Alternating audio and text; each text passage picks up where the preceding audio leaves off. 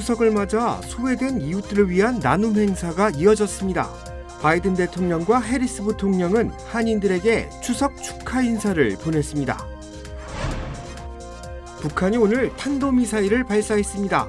초대형 방사포를 발사한 이후 엿새 만에 도발입니다. 유권자 등록의 날을 맞아 이를 독려하는 목소리가 커지고 있습니다. 유권자 등록은 선거일 기준 15일 전에 마쳐야 합니다.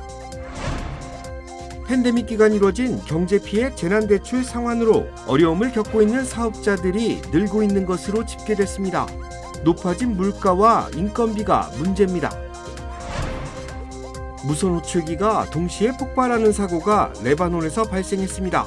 10명 이상이 숨지고 수천 명이 다친 것으로 집계됐습니다.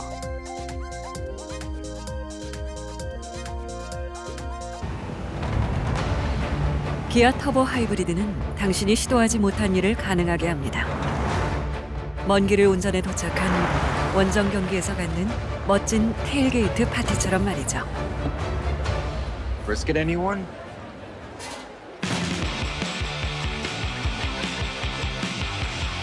아직 해보지 못한 그 일을 해보세요. 더 뉴 기아 카니발 터보 하이브리드. Kia. Movement that inspires. 시청자 여러분 안녕하십니까? KBS 아메리카 뉴스입니다.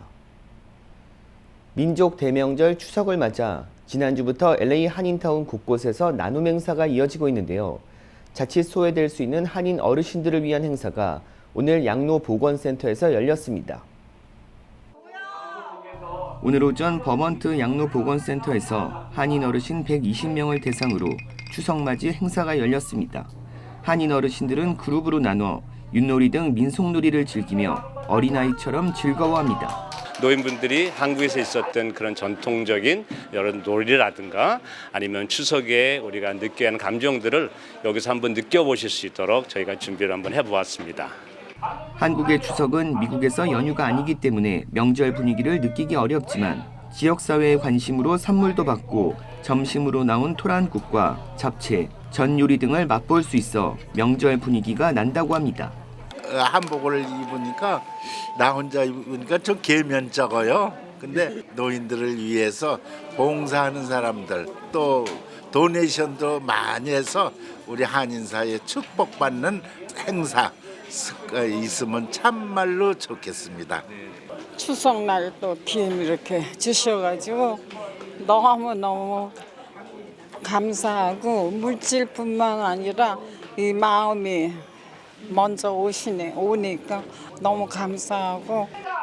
센터 봉사자들은 추석을 맞아 한국을 기억하고 느끼며 즐거워하는 어르신들의 모습을 볼 때 힘이 난다며 한인 사회의 관심과 후원에도 감사를 표했습니다.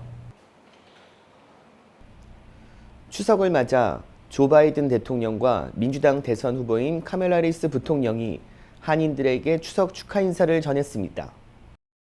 백악관에서 진행된 추석 행사는 전현직 백악관 한인 직원 주도로 열렸습니다. 바이든 대통령은 추석은 축하와 기념, 약속과 가능성이 있는 시간이라며 이 즐거운 명절은 전 세계의 한국인 가족이 한자리에 모여 축복과 감사, 조상의 유산을 기린다며 한국뿐 아니라 전 세계 사람들을 하나로 묶는 유대감을 떠올리게 한다고 평가했습니다. 또 우리는 모두 어딘가에서 왔지만 모두 미국인이라며 한국 공동체의 활기와 문화, 공헌은 미국을 더 다양한 문화로 채울 수 있게 해주었다고 덧붙였습니다. 해리스 부통령도 추석은 가족의 중요성, 가을의 축복, 우리 조상을 상기시킨다며 코리안 아메리카는 수백 년 동안 미국의 중요한 부분을 차지해왔다고 강조하며 안전하고 건강한 추석을 맞이하길 기원한다고 인사했습니다. 북한이 오늘 탄도미사일을 발사했다고 합동참모본부가 밝혔습니다. 한국군은 미사일 기종과 비행거리 등 자세한 재원을 분석 중으로 북한은 지난 13일 관영 매체를 통해 핵탄두를 만드는 데 쓰이는 고농축 우라늄 제조 시설을 공개한 데 이어 오늘 탄도미사일을 쏘는 도발을 감행했습니다. 북한의 탄도미사일 발사는 지난 12일 초대형 방사포를 발사한 이후 엿새 만이라고 밝혔습니다. 한편 일본 NHK도 북한이 탄도미사일 추정 물체를 발사했으며 이미 해상에 낙하한 것 같다고 보도했습니다. 해리스 부통령과 트럼프 전 대통령이 통화를 했습니다. 트럼프 전 대통령이 암살 시도의 책임을 바이든 대통령과 해리스 부통령에게 돌리자 해리스 부통령이 직접 나선 것으로 분석됩니다. 조혜진 기자가 보도합니다. 펜실베이니아에서 흑인 유권자들을 만난 해리스 부통령은 정치적 폭력에 동의할 수 없다고 재차 강조했습니다. 그러면서 트럼프 전 대통령과 직접 통화했다고도 밝혔습니다. I checked on him to see if he was okay. And I told him what I have said publicly. There's no place for political violence in our country. 미 백악관은 통화는 짧고 정중했다며 해리스 부통령은 트럼프 전 대통령이 무사해서 다행이라는 메시지를 전했다고 설명했습니다. 앞서 트럼프 전 대통령은 바이든 대통령과 해리스 부통령에게 이번 사건에 책임이 있다고 언급했습니다. 범인은 바이든과 해리스의 말을 믿었고 그대로 행동했다면서 그들의 말 때문에 자신이 총에 맞았다는 겁니다. 이에 해리스 부통령이 직접 대응에 나선 것으로 해석됩니다. 백악관 역시 트럼프 전 대통령의 주장을 반박했습니다. Forcefully condemned violence in all forms, including political violence, and we certainly have never encouraged any violence in any way. 앞서 트럼프 전 대통령에 대한 암살 시도로 체포된 라이언 웨슬리 라우스는 일단 총기 불법 소지 등의 혐의로 기소돼 구금된 상태입니다. 미 사법당국은 가능한 모든 자원을 총동원해 수사하겠다고 밝혔습니다. We will all work together to tirelessly determine accountability in this matter. We will spare no resource in this investigation. 하지만 공화당 상원 의원들 역시 트럼프 전 대통령을 민주주의의 위협으로 규정해온 민주당 측을 규탄하는 등 책임론이 더 거세질 수 있다는 우려도 나오고 있습니다. 워싱턴에서 KBS 뉴스 조혜진입니다. 오늘은 전국 유권자 등록의 날입니다. 소중한 한 표를 행사하기 위해 유권자 등록을 독려하는 목소리가 커지고 있습니다. 윤범수 기자가 취재했습니다. 11월 선거를 앞두고 유권자 등록에 나선 이젠마 광훈 부부. 시민권을 취득한 지 10년이 넘었지만 그동안은 고단한 이민 생활에 선거 참여에 대한 생각을 하지 못했습니다. 먹고 살기 바쁘잖아요, 이 생활이. 그런데 여기 와보니까 이게 유권자 등록이라는 게 이게 참 중요하구나, 이런 걸 잠시 스쳐서 지나갔어요. 이제 내가 이제 여기 미국 시민이 완전히 됐다라는 그런 감정이 들더라고요. 이날 처음으로 투표권을 행사할 수 있는 등록 유권자가 된 이 씨 부부는 한 발 더 나아가 아직 등록하지 않은 한인들에게도 적극 참여를 권장했습니다. 내가 여기서 이민 와서 사는데 한번 여기 이제 시민권도 있으니까 한번 행사를 해보자. 시간이 되시면은 한번 이런 기회에 한인에서 또 이렇게 해준다고 그러니까 한번 나와서 등록했다가 한 표 행사하는 것도 좋지 않을까 이렇게 생각하고 있어요. 11월 선거까지 이제 49일, 50여일이 채 남지 않은 오늘은 전국 유권자 등록의 날입니다. 한인타운 쇼핑몰 내 대형 LED 전광판에는 유권자 등록을 홍보하는 공익 광고가 게시됐고 한인회와 한미연합회가 함께 마련한 헬프데스크에는 자원봉사자들이 교대로 나와 하루 종일 한인들의 유권자 등록의 필요성을 홍보하고 현장에서 바로 등록도 도왔습니다. 이제 뭐 대통령 선거도 이제 포함이 되어 있지만 우리 로컬 선거, 시의원 선거, 특히 치안에 대한 거를 이제 바꿀 수 있는 분들이 이번 11월 5일 날 이제 선거를 하시는데 여러분들의 목소리를 높일 수 있는 기회는 딱 한순간입니다. 이번 11월 5일. 그래서 얼른 유권자 등록하시고. LA 한인회와 한미연합회는 오늘 행사 외에도 개별 방문자들을 위해 사전 유권자 등록 신청을 도울 예정입니다. 캘리포니아주 선거법상 유권자 등록은 선거일 기준 15일 전에 마쳐야 하는데 비록 이때까지 등록을 하지 못했다 하더라도 지정된 투표소에 가면 당일 조건부 유권자 등록이 가능하고 임시 투표용지에 투표도 할 수 있습니다.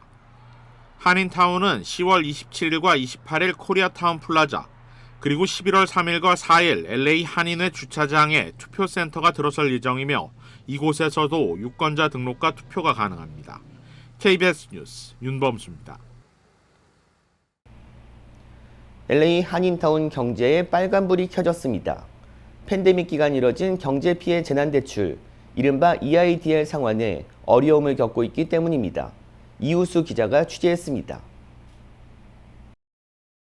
연방정부는 팬데믹 기간 통과된 경기부양 패키지 법안에 따라 재난지원금과 함께 특별 융자 프로그램을 제공했습니다.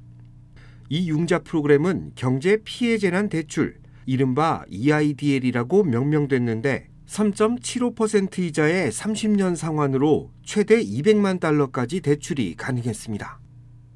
지난 2022년 연말부터 경제 피해 재난 대출에 대한 상환이 시작됐는데 사업자들은 부쩍 높아진 물가와 인건비로 대출 상환에 큰 어려움을 겪은 것으로 전해졌습니다. 때문에 아예 사업체를 접거나 파산을 선택하는 사업자들도 크게 증가하고 있는 상황입니다. 구제융자를 받으셔서 그럭저럭 사업을 꾸려 오셨는데 이제 페이먼트가 시작된 지 지금 한 2년 정도 돼가고 있고요. 또 사업은 생각대로 그렇게 잘 진행이 되지 않기 때문에 SBA 때문에 상담을 오시는 분들이 굉장히 많이 늘었고요. 소상공인 대출 SBA에 대한 탕감은 사업체를 더 이상 운영할 수 없을 경우, 즉 폐업 신고가 가능한 경우에만 파산을 신청할 수 있습니다. 때문에 자신이 처한 상황을 잘 진단하는 것이 무엇보다 중요합니다. 현재 자격이 안 돼도 어느 시점이 지나면 또 자격이 될 수가 있거든요. 반대로 또 나중에는 안 되고 지금은 될 수 있고 이런 상황이 있기 때문에 반드시 어떤 빚이든지 고민하시는 분들은 상담을 받아보시기를 추천드립니다. 파산법 전문가는 SBA 대출의 경우 파산을 해도 채무가 남는다는 속설이 있지만 이는 사실이 아니라며 개인 파산 자격을 충족하는 사람의 경우 SBA 대출에 대한 탕감이 가능하다고 강조했습니다. 업계에 따르면 소상공인 대출에 관련된 파산 상담 건은 지난해 같은 기간 대비 30%, 이 중 경제피해 재난대출, EIDL에 관련된 상담 건은 전체의 80%를 차지하고 있습니다. KBS 뉴스 이우수입니다. 롱비치에서 친족 간의 총격 사건이 발생해 남녀 3명이 숨지는 일이 벌어졌습니다. 롱비치 경찰에 따르면 어제 오전 11시 15분쯤 300 이스트 63가에서 총격 사건이 발생했습니다. 현장에 출동한 경찰은 상반신에 총상을 입은 여성과 숨진 남성의 시신을 발견해 상반신에 총상을 입은 여성을 급히 병원으로 이송했지만 숨졌다고 밝혔습니다. 경찰은 용의자인 남성이 인근 주택으로 도주한 정황을 포착해 추적했고 장시간 대치가 진행됐습니다. 오후 5시쯤 경찰과 의료진은 용의자와 대치하던 주택으로 들어갔지만 용의자가 스스로 목숨을 끊은 것으로 확인됐습니다. 경찰은 이번 총격 사건을 조사 중으로 용의자는 피해자와 친족 관계로 알려졌습니다. 경찰은 피해자는 사촌과 삼촌이고 용의자는 사촌의 아버지라고 밝혔습니다. 기아 터보 하이브리드는 당신이 시도하지 못한 일을 가능하게 합니다. 먼 길을 운전해 도착한 원정 경기에서 갖는 멋진 테일게이트 파티처럼 말이죠. Brisket anyone?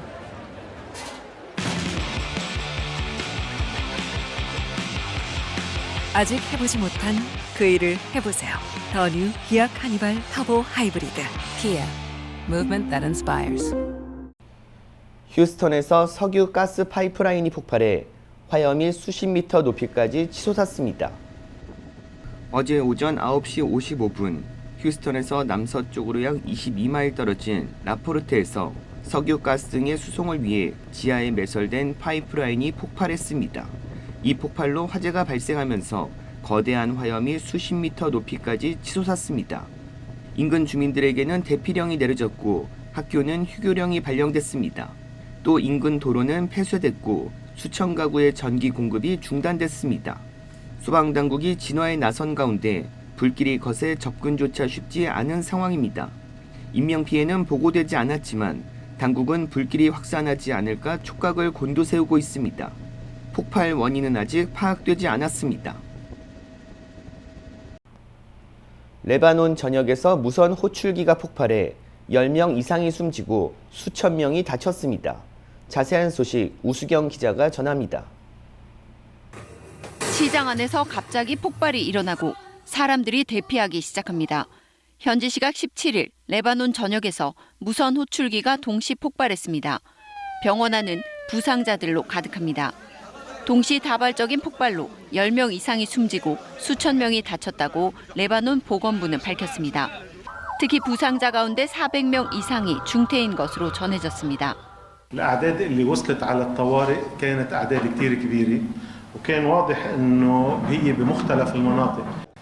레바논 주재 이란 대사의 호출기도 폭발했지만 생명에는 지장이 없다고 이란 언론들이 전했습니다. 폭발한 호출기는 헤즈볼라가 몇 달 전 도입한 기종으로 오후 3시 45분부터 1시간 동안 폭발이 계속된 것으로 알려졌습니다. 헤즈볼라는 호출기에 리튬 배터리가 폭발한 것으로 추정된다며 배후로 이스라엘을 지목했습니다. أكد حزب الله أن هذا العدو الغادر والمجرم سينال بالتأكيد قصاصه العادل على هذا العدوان الآثم من حيث يحتسب ومن حيث لا يحتسب. 미국은 이번 사건을 이용하지 말라고 이란에 경고하면서 관련 정보를 수집 중에 있다고 밝혔습니다. We are gathering information on this incident. I can tell you that the U.S. was not involved in it. The U.S. was not aware of this incident in advance, and at this point, we're gathering information. 이스라엘은 아직 폭발에 대해 공식 언급하지 않고 있습니다. 레바논 보건부는 즉시 호출기를 폐기할 것을 모든 시민들에게 요청했습니다. KBS 뉴스 우수경입니다. 힙합계의 거장으로 불리는 퍼프데디 콤즈가 뉴욕 맨하탄에서 전격 체포됐습니다. 관련 소식 KBTV 기련민 기자가 전합니다. 퍼프데디로 통하는 힙합계의 거물 션 디디 콤스가 어제 저녁 뉴욕에서 체포됐습니다. 콤스는 최근 머물던 뉴욕 맨해튼의 한 호텔에서 붙잡혔으며 국토안보부 수사국에 구금된 상태입니다. 콤즈는 여성들을 학대하고 성행위를 강요하는 등 성매매, 여성학대, 협박 모의 등의 혐의로 오늘 기소됐다고 연방검찰이 밝혔습니다. 검찰은 오늘 오후 기자회견을 통해 콤즈가 그의 성적인 욕구를 채우기 위해 이 같은 기이하고 위험한 일들을 벌였다고 지적했습니다. 이번 체포는 약 6개월 전 연방수사관들이 로스앤젤레스와 마이애미에 위치한 그의 자택을 급습한 후 이뤄졌습니다. 14페이지에 달하는 기소장은 콤즈가 자신이 이끄는 범죄 조직의 수장이었으며 이를 통해 자신의 성적 욕구를 충족하고 평판을 보호하며 범죄 행위를 은폐했다고 주장하고 있습니다. 기소장에 따르면 콤즈는 여성 피해자와 남성 성노동자들을 마약에 취하게 한 뒤 수일에 걸쳐 지속되는 성행위를 강요하고 촬영했고 피해자 협박에 사용했다고 드러났습니다. 콤즈의 범죄 조직은 성매매, 강제노동, 납치, 방화, 뇌물수수 및 사법방해에도 연루돼 있다고 검찰은 주장하고 있습니다. 연방수사관은 콤즈의 범행과 관련된 증거품 일부를 그의 집에서 압수했습니다. 콤즈가 폭행 및 성폭행, 학대에 연루된 것은 이번이 처음이 아닙니다. 그는 작년 11월 과거 연인 관계였던 카산드라 벤투라는 콤즈에게 수년간 신체적 그리고 성적 학대에 시달렸다고 폭로했습니다. 소송은 다음날 합의로 마무리됐지만 올해 5월 CNN이 지난 2016년 3월 LA 호텔 복도에서 콤스가 벤투라를 무자비하게 폭행하는 동영상을 공개하면서 파문이 일었습니다. 작년 11월 이후 콤즈는 최소 10건 이상의 소송에 휘말렸으며 이 가운데 9건 이상이 성폭행 관련 소송인 것으로 확인됩니다. 그럼에도 불구하고 콤즈의 변호사는 오늘 그가 모든 혐의에 대해 무죄를 주장할 것이라며 법정에서 강력하게 싸울 것이라고 말했습니다. KBTV 뉴스 길려맨입니다. 한국 정부가 미국 시민권자 등 해외 거주 한인들의 입국 편의를 위한 개선 방안을 내놓았습니다. KBTV 전상희 기자입니다. 지난해 4월부터 한국 정부는 2023-2024년 한국 방문의 해를 맞아 관광산업 활성화 지원 방안의 일환으로 미국을 비롯해 캐나다와 일본, 대만, 홍콩, 싱가포르, 영국 등 22개 국가에 한해 2024년 12월 31일까지 KETA 필수 조건을 유예하고 있습니다. KETA는 출발 전 홈페이지나 앱에 개인 여행 관련 정보를 입력해 여행 허가를 받게 하는 제도로 입력 과정이 쉽지 않아 시니어 세대 한인들이 큰 불편을 겪어왔습니다. 또 한국관세청은 그동안 인천공항 제2터미널, 김포공항 두 곳에서만 운영되던 모바일 세관 신고 제도를 지난해 8월부터 전국 공항과 항만으로 확대 운영 중입니다. 모바일 세관 신고는 종이 신고서 제출 없이 여행자 세관 신고 앱을 통해 1인당 면세 범위 $800, 초과 물품 $10,000를 초과하는 외화, 검역 물품 등을 자진 신고하는 제도입니다. 관세청은 또 모바일 신고 후 세금 납부도 모바일 앱으로 가능하도록 했습니다. 신고 물품이 없는 여행자는 신고서 제출을 생략하고 신고 없음 통로를 이용해 입국장을 나가면 됩니다. 한국 법무부는 인천국제공항 입국심사소에서 한인 시민권자와 재외동포에 대한 내국인 대우가 시행되고 있다며 적극적인 애용을 당부하고 있습니다. 재외동포에 대한 내국인 대우는 지난 2009년부터 시행되어 왔으며 이 조치는 재외동포의 자긍심을 북돋고 신속한 입국 절차를 지원하기 위한 목적으로 도입됐습니다. 이와 함께 인천공항에서 얼굴을 미리 등록하면 탑승 게이트에서 여권을 꺼내지 않아도 안면 인식으로 신분 확인을 대체할 수 있는 스마트 패스 시스템이 지난해 7월부터 시행되기 시작했습니다. KBTV 뉴스 전상입니다. 유럽 중부와 동부를 덮친 폭풍으로 홍수 피해 사망자가 21명으로 늘었습니다. 고은희 기자가 보도합니다. 마을 전체가 거대한 호수처럼 변했습니다. 주민들은 흙탕물에 보트를 띄워 이동을 하고 있습니다. 저기압 폭풍 보리스가 지난주부터 폴란드와 루마니아 등 중동부 유럽을 강타했습니다. 곳곳에서 홍수가 발생해 인명피해가 잇따랐습니다. 루마니아에서만 7명, 폴란드 6명, 오스트리아 5명, 체코 3명 등 현재까지 모두 21명이 숨졌습니다.